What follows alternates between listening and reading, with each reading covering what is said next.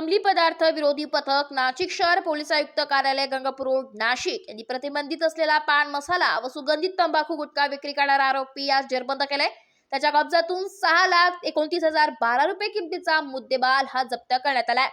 याबद्दल सविस्तर वृत्त असं की दिनांक 16/11/2024 रोजी अंमली पदार्थ विरोधी पथकाच्या वरिष्ठ पोलीस निरीक्षक सुशीला कोल्हे यांना गोपनीय माहिती मिळाली की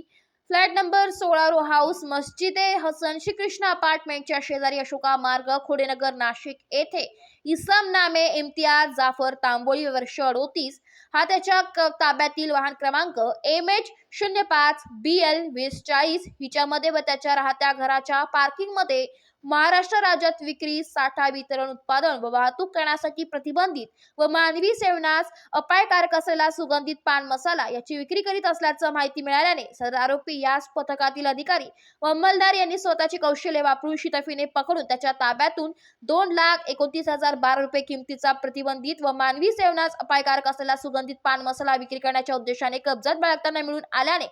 सदरचा प्रतिबंधित असलेला पान मसाला व सुगंधित तंबाखू असा व वाहन असे एकूण 6,29,012 रुपये किमतीचा मुद्देमाल जप्त करण्यात आलाय। सदर इसमाविरुद्ध मुंबई पोलीस ठाणे नाशिक शहर येथे गुन्हा दाखल करण्यात आला असून पुढील तपास मुंबई पोलीस ठाणे करीत आहे।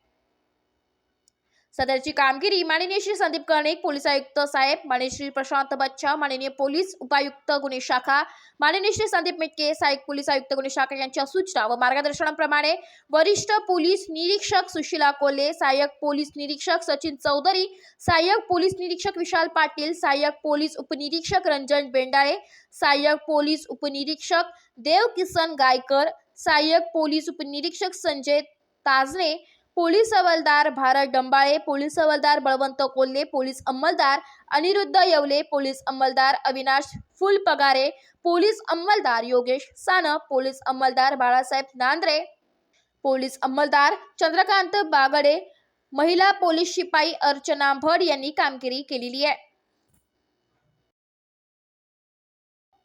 एपी न्यूज साठी प्रतिनिधी गणेश सदा फुले, नाशिक।